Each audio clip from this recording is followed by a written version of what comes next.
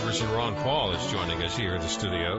Whenever he's here, people listen in from all over the country. You have probably one of the most hardcore groups of people following you of any of the presidential candidates.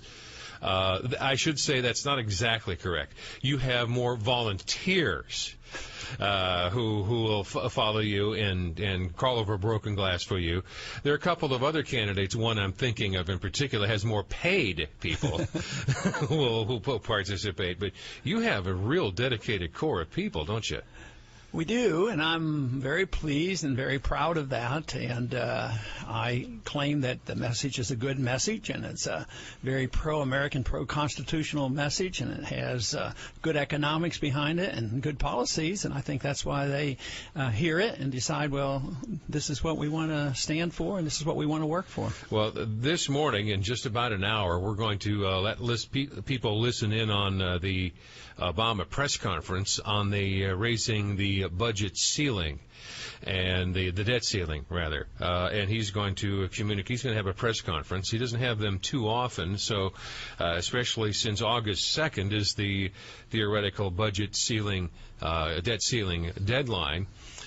This is kind of an important moment in U.S. history. We've only defaulted, or technically defaulted, a couple of times in our history. I think once was in 1790. The other, 1933, I think it was, when they started to call back in. They said, hey, we're not going to, it's illegal for Americans to own gold. And sort of a semi-default in 70-something with 71 with Nixon, saying not only is we're not going to allow people to own gold. We're going to just get off the gold standard. So some people saying that this is unprecedented is not exactly correct, is it? You're absolutely right. Matter of fact, we're currently defaulting all the time because when you get dollars back, if you invested in a treasury bill 10 years ago, right, and you're taking your money today, right, you might be getting 50 cents on the dollar. I mean, it's been very, very bad. Right. So, but that is the purpose of a central bank, is to deceive the people and defraud the people. It's been working. Because if you'd have done it 100 years ago when the Fed was started, you'd be getting 2 cents back on the dollar. And back then, they actually had 100-year bonds. And, of course, they defaulted with the gold. And they're going to continue to default. This scare tactics, and I suspect what the president will say, that, it's going to be a total disaster if we don't raise the debt limit to justify, the continued spending. But and my guess is that there will be some type of agreement. I think they'll scare the people enough. They did it, with the bailout. If we didn't bail out the banks and Wall Street, right, that it would be the end of our Western civilization, and yet, it didn't help the people at all. I mean, we still had a very bad recession. We're still in the middle of it, and people are still losing their houses. Well, they did the same thing internationally. They said, hey, if we don't bail out Greece, the whole system can come down, and they gave them access to billions more over the weekend. Now they're talking about Italy. So... Well, and if that falls, everything else falls apart. Now we're talking about the United States of America. Who's going to bail us out? There's nobody else, and yet we're still bailing out those other countries indirectly because the IMF is involved, and we put money in the IMF. So the burden has always been falling on the dollar, but there'll be a time when people will finally say that the whole system is at fault. Today, the dollar, even this morning, the dollar was up rather sharply against other currencies, right, except the one currency, gold. Right. That is the ultimate currency. 15.50 today. Yeah, and that's the ultimate currency. But because the dollar might go up a few days against the euro, even long-term against other currencies, if you look at the last 30 years, it's been straight down. There was a time in 71 when we finally got rid of all linkage to gold. I think you got around 4 Swiss francs to the dollar. Now you get 1. So we've lost 75% against that currency. But ultimately, when the dollar goes down and you don't weigh it just against other paper currencies, what you weigh it against is what will the dollar buy. And I think that's what the American people are waking up to. They know every single day our dollars are buying less. Well, you're one of the smart guys who saw this a generation ago. And last time you were here, I went through some of the investments that you've been making, all of in gold and in mining stocks, and you've been kicking butt for the last 30 years. Your investment's been doing extremely well. It took the rest of us a lot longer to catch on. You think most of us did? Well, or at least we're a lot more. Beginning. There's a lot more. Yeah, I can remember not too many years ago when people still believed in the stock market. Somebody on the air made fun of me. They said, "Just think of all the money you missed by not buying stocks." And I said, "Yeah, I was overly cautious. I was way too conservative. It was awfully foolish of me buying these gold coins at $35 an ounce." So none of my darn business. But just how many did you buy? Oh, that is a top secret. I'll ask your wife later. The coin collecting is still legitimate. Put on your earphones, sir, because I want you to hear a soundbite from Secretary Geithner, who was on This Week over the weekend, and talking about what we're talking about. Remember, we have to borrow now 40 cents for every dollar we spend. Now, on August 2nd, if Congress hasn't acted, we're left with the cash we have and the cash we're going to take in. Wow. 40 cents. You stay put with me here a second, because he embellishes that. The longer we go into July, the more risk there will be in financial markets. More concern there is that America cannot get its act together to figure out how to solve this problem. And you'll see that reflected in higher interest rates and more concern, loss of confidence. And let me explain what happens on August 2nd. On August 2nd, at that point, we run out of the ability to borrow to meet our obligations. My question to him would be, compared to what? Compared to continuing to raise the debt limit and continue to spend, then the catastrophe is much worse. Why? Because that's when you have runaway inflation, the destruction of the dollar, and loss of confidence in the dollar. So he says it's better to temporize, raise the debt limit, and continue to spend. And the two are very, very difficult. But I just think that we continue on this process, and the destruction of the dollar and the disruption, politically speaking as well as economically speaking, is much, much worse than saying we have to live within our means. But he paints this much worse than it really is, because you can have priorities. He doesn't have to default on not paying the interest, but it's a serious problem. But they have to agree to quit raising the debt limit and quit spending the money, and have priorities on the way we paid. Even the last time I was on your show, we brought up this subject. Why do we go through this manipulation of making token payments, or payments at least, to the Federal Reserve for the debt we have there? And that debt, is part of the national debt. Technically, you could take that off and have another year or so. I don't say that is the ultimate solution. I'm just saying that the crisis isn't nearly as bad as they paint it to be. They want the members of Congress to panic into doing their bidding. Would that be different than paying the interest on the bonds that other countries have bought? Absolutely. I mean, the Fed owns $1.7 trillion, so that interest has to be rather significant. And the Chinese don't even hold that much, approximately that much. They've been bailing out, as a matter of fact. Yeah, they're having less all the time. So you never have to renege on paying that. But the destruction of a currency is much worse than getting your house in order. And I argue that if the markets took what we were doing seriously, let's say we wiped off $1.7 trillion of debt. That alone, that might just encourage them to continue to do it too, thinking it's just temporary. Well, we'll go back to spending for another year. But if it was in a package where the markets and the people realized, boy, they are serious. We got our house in order. We're going to cut. We're going to look at everything. We're going to not keep increasing the military spending. We're not going to continue to increase our entitlement system. This very year, our entitlements went up $5 trillion, new obligations. So something has to be done by that. What was the cause of that spike? The spike on the entitlements. Right. Oh, it's just routine. More people, the baby boomers retiring. Inconsiderate jerks. Yeah, but makes them think they can just quit work like that. just because they were paying into these. So a lot of people get this idea. Well, this is government insurance, and we've been paying into it for 30 years. Yeah. Don't we get something back? Oh well, no, sorry, we've already spent that money. It's already been blown overseas someplace. Right, exactly. Well, the last part of the Geithner thing says, hey, we're going to have to go begging.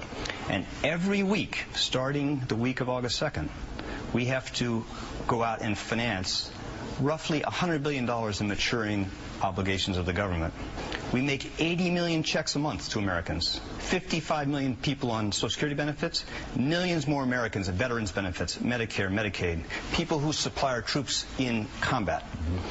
80 million checks a month. So on August 2nd, we're left with the cash on hand, the cash we take in. And we have to convince people to come and refinance $500 billion in maturing principal payments that come due in August. Yeah, we have to actually convince people to buy our junk. Yeah, and he's correct. It is a problem, but it sounds to me like he wants to paper it over. You know, say that the debt can go up and we can continue to do this. Well, the Obama administration wants to increase taxes by $1 trillion.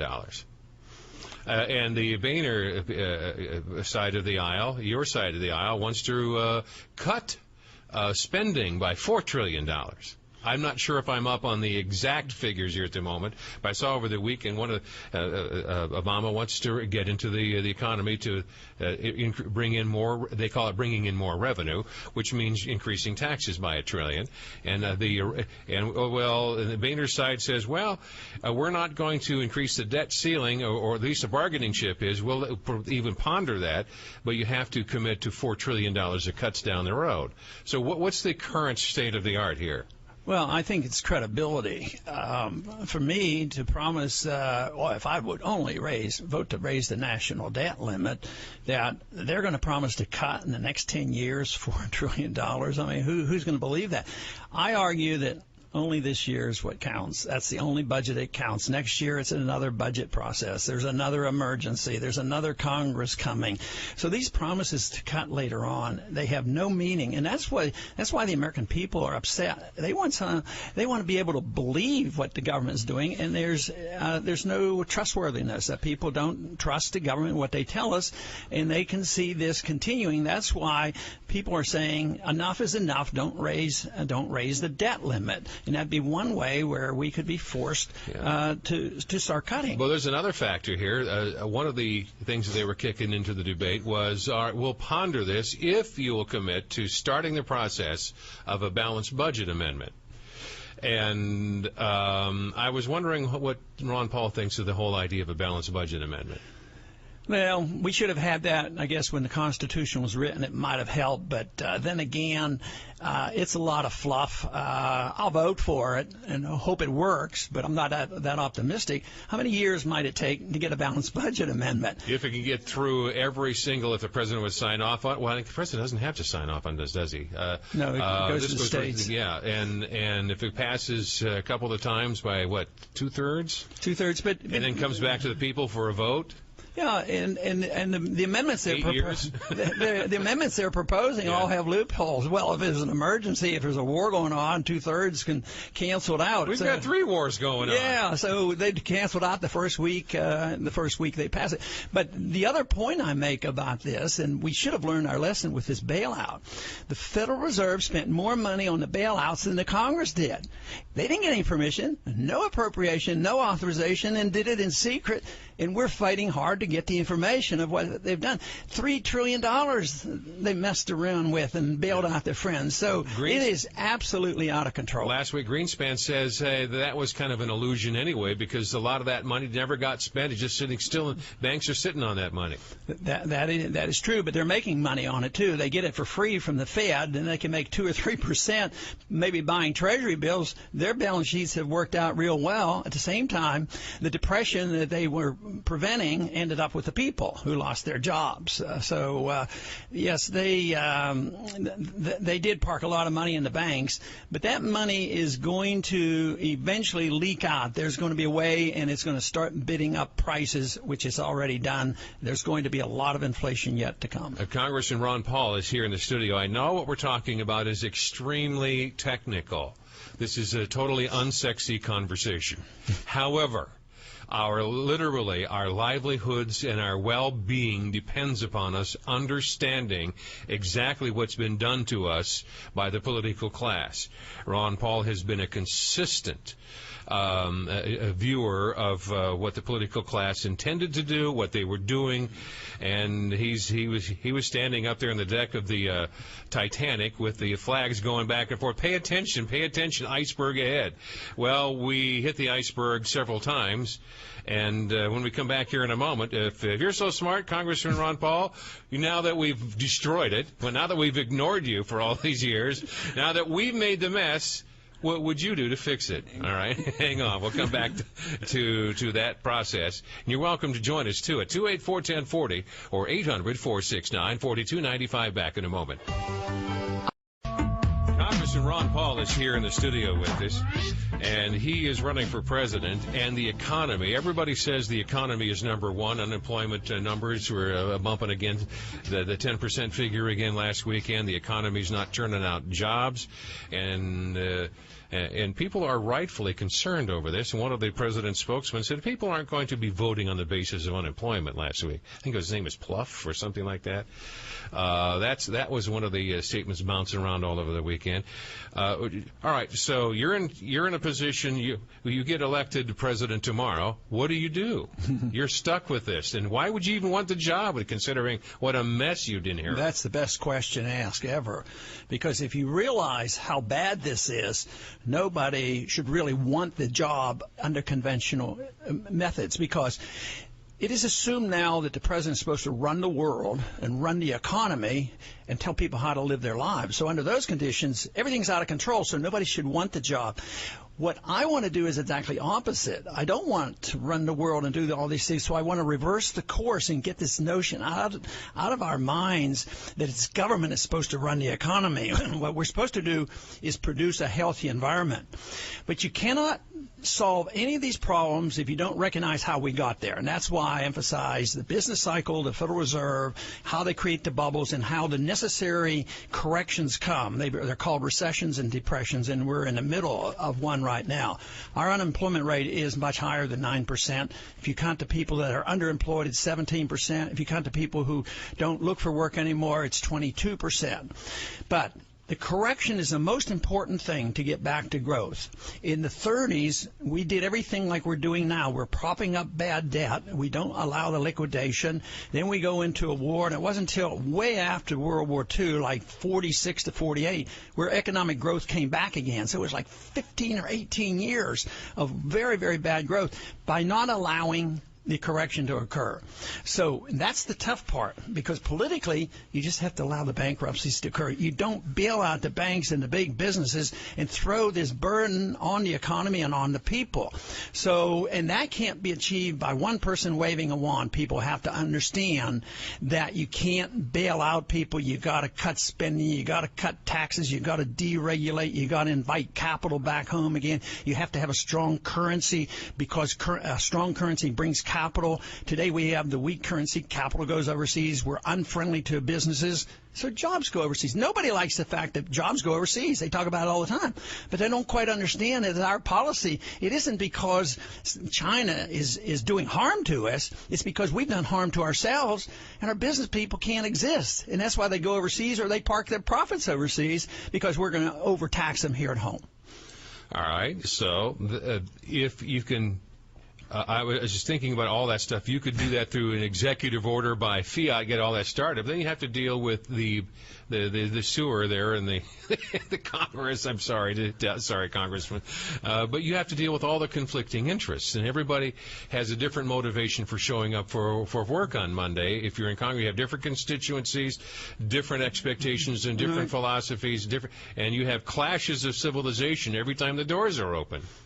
Well, my solution or my plan would be to go to the Democrats and say, it's up to you to cut $1 trillion. What would you like to cut the most? And let them pick. And they would probably pick defense. military. Yeah, absolutely. Not defense. I don't want to cut any defense. I want to cut military. Okay. So they would come up with their trillion, and I'd go to the Republicans and say, what are you going to do?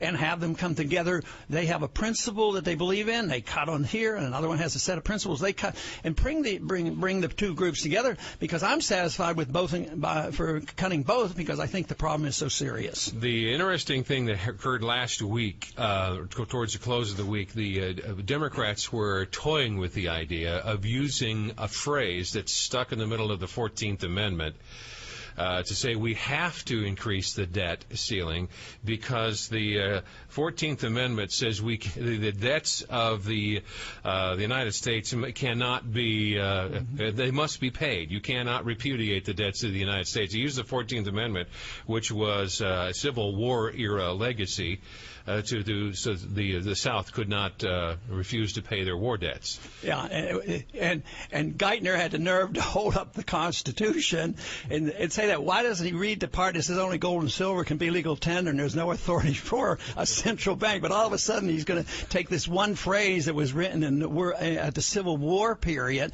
which didn't mean that you could cancel out the Congress's ability to try to restrain spending by having a debt limit, and it has nothing to do with reneging on the debt. It might mean that you have to have priorities, and you might have to slow up your payment of debt, but it's not to renege on the debt. That is not what we're talking about. So once again, he's now, which is really a little bit annoying for somebody like that, to actually say that he's going to defend all this with the Constitution. That gets pretty silly. You've talked about auditing the Federal Reserve. Did you make some headway in this last session about that? Well, last year we did. Every Republican congressman signed on, and we had a lot of Democrats, and the financial reform package, which I voted against, ironically had that amendment in there. So, yes, we got it passed in the committee. We got it put in the bill. So we did. We got it passed in the House, but it wouldn't be passed in the Senate. But as a consequence of that, they passed a very small audit bill. There's been some lawsuits that have been won, and we are getting more information, and our subcommittee is working on that, so we're learning a lot more about the Fed. What I don't understand is, since the Fed is a creation of Congress, why Congress doesn't have final jurisdiction. Well, they do, but they just haven't exerted it. I've been struggling for a good many decades on insisting that they do, but they figure, well, things are going well. We don't know how that works. It's supposed to be private and secret, and we're not supposed to know.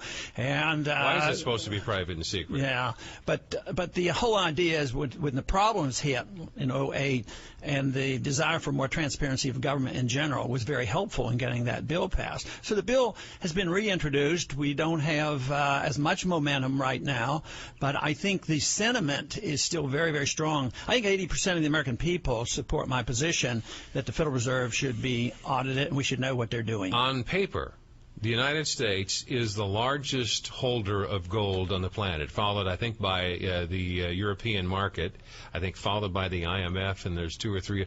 There's a list somewhere of all the chief gold holders, the United States being the biggest holder of gold. But are we sure? I mean, when's the last time anybody walked into the bullion banks or Fort Knox and have done an audit of that? More than 50 years ago. And since that time, you know, the central banks around the world have been very much in the gold market. Many central banks sold gold over the last 10 or 15 years when they shouldn't have been, because that's when the gold was way down. But other central banks are buying. The Western banks, who were convinced that gold is unimportant, were selling. Guess who was buying? India and Japan and China, Indonesia. So it was shifting from the West to the East because it is the ultimate money. So I've introduced legislation. I've held hearings on this, and that is we need to audit the gold to find out if it's there. And they get hysterical about it. Oh, no, why do you want to do that? You know, it's going to cost money to do it. You know, but we should know. I mean, you as a congressman, can't you just say, I'm coming tomorrow and show up at Fort Knox, and I need to get, we need a handful of us. We're coming over tomorrow. We're just, or we're coming, whatever it is, and we're going to show up. Can't you use your own jurisdiction to go monitor and scrutinize our gold supply? So far, nobody's done that. I think somebody that might not have been a member of Congress tried that. Of course, they wouldn't have any part about it.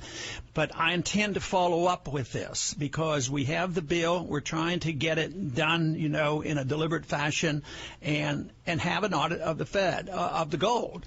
But if not, we should pursue it that way. And I'm willing to do that. I'm willing to say, look, we want to know. But the truth is, you can march in. Right. That in itself doesn't solve your problem. They can show you, a room full of gold and say, yeah, there it is. But who's going to weigh it? Who's going to test it? How about the contracts? How about the contracts right. that these... Who actually owns it? Yeah, because they might have loaned the gold out, which a lot of the central banks had done. It's also a big trading of over-the-counter ETFs for gold expires the 15th of July. The Obama administration has we're not going to allow that kind of trading. You can still buy the bullion, you can still buy the hard stuff, but we're not going to put gold and silver. We're not going to allow that to be the same kind of commodity as any other commodity. And why they do that? Well, they'll do anything to dampen a message that shows that the dollar's not doing well. They always want to prop up the dollar against, real money. This is the reason they pick on individuals who might want to use gold and silver as the Constitution dictates right. and put them in jail for it. People literally, if you go out and try to use gold and silver as currency, you could end up in prison. If you go back, let's say you and I had transaction in old silver dollars. Right. Okay, I owe you $1 and you accept it. That's legal tender. It still says legal tender, $1, U.S. government. But if we did that and said that's $1, that's what you said, you're in big trouble. You're in big trouble. I have an insider, my own source of information says this is to protect Goldman Sachs. Because they're short and they are way overextended on gold futures, and if that all hit the fan, Goldman Sachs would blow up. I've heard those stories. I don't know. I think so. I mean, my suspicions would be very high because we know that Goldman Sachs was treated goldenly. When the bailouts came, they got a much better treatment than some of the other banks. My in-studio guest is Congressman Ron Paul. He's running for president. Folks, you've heard him a number of times. His area of expertise, as you've been listening, is what's in your back pocket, or what should be and is not. This has been the central part of his campaign to get our currency back healthy and the economy back in line. If there's any questions you'd like to ask him about this or any other question at all, your opportunity to talk with Congressman Ron Paul exists right now on 1040 WHO. The President is going to have a press conference in about 20 minutes talking about the raising of the debt ceiling. Congressman Ron Paul is here in the studio with us talking about your money. What do you think? What do you expect the President to say? What can be said this morning? What's left to say? He's going to urge the Congress to raise the debt limit. And if we don't raise the debt limit, we're going to default. And that's his definition of default. And that our financial markets will collapse. It'll be the most serious financial crisis in our history. And I think he'll be exaggerating, of course, because it isn't that desperate. But I think he'll, again, use fear tactics and frighten the members of Congress, frighten the American people to get on to the members of Congress, right. To raise the debt limit. The Washington Post, on their fact checkers section, said this about some of what we've been talking about. The Congressional Research Service crunched the numbers. They're pretty grim. The time frame is a little different than the August default of the CRS report measures spending between April and September 30th, but the ratio is about the same. Assuming revenue could not be raised, that is, taxes cannot be raised, the cuts in spending immediately would have to be 42%.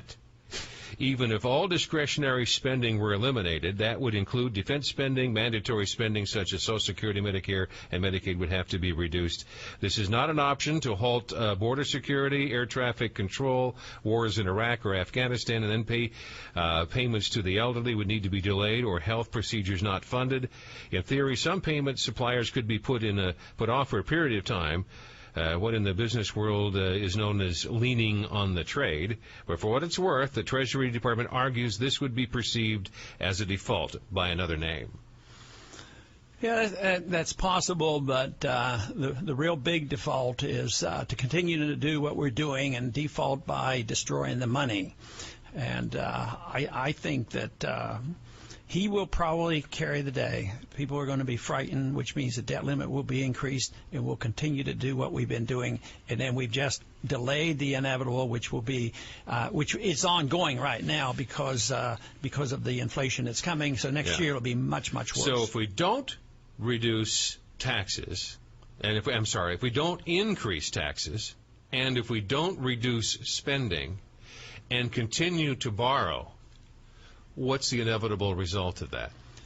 Well, if we don't cut the spending, of course I'm not going to raise taxes, but if we don't cut the spending, it's going to destroy the dollar. And that's going to be much, much worse than what he's claiming that we have to do, and that is raising taxes right now. I mean, is just unbearable under these circumstances. But there's not going to be any. Just on the rich. Oh yeah, there's.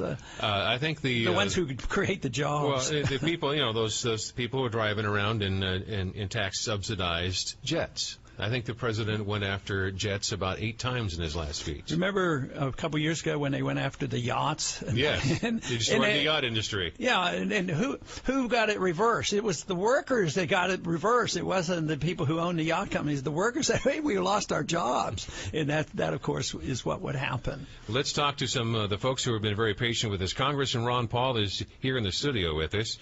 The subject that we've been talking about today is difficult, but I think it is pivotal to our economic well-being. This is State Representative Glenn Massey. You'd like in on this conversation? Yes, I would, Jan. How are you this morning? Doing great. Dr. Paul, good to hear you on the radio with Jan. Thank you. This subject of the auditing of the Federal Reserve, I wanted to remind you that the state of Iowa was the first state that had all 5 of our elected representatives in Washington on board to participate in that audit. Wonderful. It was interesting. Some of the D's peeled off later to a more watered-down, toothless version, but they initially were there. And I just wanted to let you know also that in this session of the Iowa House, we did pass a resolution to audit the Federal Reserve, and it has been sent to our colleagues in Washington to help you in that fight.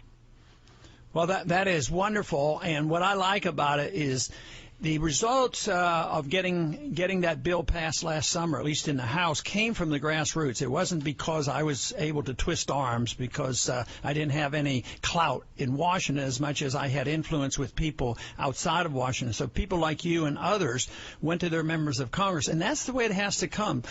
So there are other states, too, that have passed resolutions on sound money and the Federal Reserve.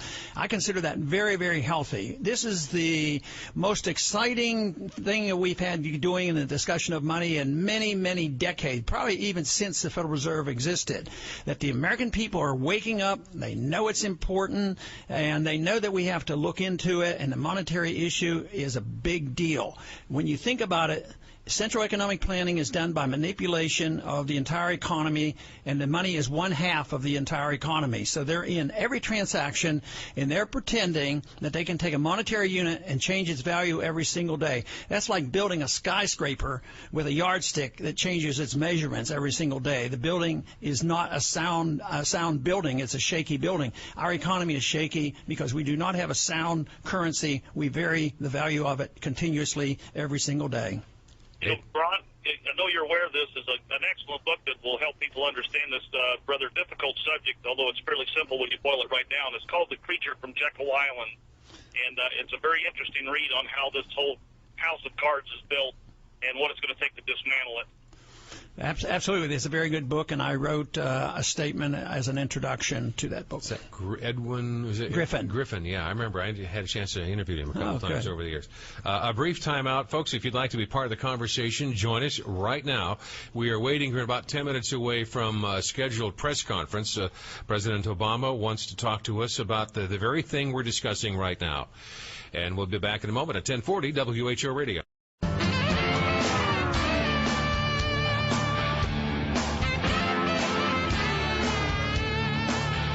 Coming up at a presidential press conference in just a few moments, my in-studio guest, Congressman Ron Paul, is here. And this is Larry. Good morning, Larry. Yes. My question to the congressman is they keep talking about messing with Medicare and with Social Security. I want to know if this is also going to include their retirement plan and their medical plan. As of now, I haven't heard any talk along that line. Because of the benefits that the members of Congress get, with their retirement plans, even from the very first day I went in, I thought it was a little bit more than I should expect. So I've never participated in that, and I don't think any tinkering will involve the congressional pension plans. But I don't think they're that far along because it's such dynamite to even talk about, the plans. But if you did Social Security, members of Congress, are into the Social Security system as well. So if you change Social Security, you would change the congressional Social Security, but not necessarily their pension funds. And the group that will probably protect them are the union government workers because they're going to, be a strong lobbying effort. So I think we have a long way to go to know the details of what they might do on changing the entitlement system. Okay, thank you very much. Thank you. Did I just hear you say that you did not choose to participate in the congressional pension plan? No, I never did. It actually has been toned down a little bit, but when I first went in, it was really, really a great benefit. And so why did you choose not to then? Because I didn't think it was morally right to do so, so I didn't join it. So you have Social Security, though. That's obligatory. Yeah, I've been paying into Social Security. Oh, okay. And you've been buying gold. I've been shorting the dollar. I'm an insider, and I tell people the dollar's in trouble. You might be the only one I've ever talked to as a member of Congress who said, I'm not going to participate in the pension plan. Well, I haven't. I'll have to say that I did talk to one other person because he came up to me and said, Ron, he says, I think you and I are the only two in the Congress, and his name is Howard Coble from North Carolina. He came up to me and made that conversation.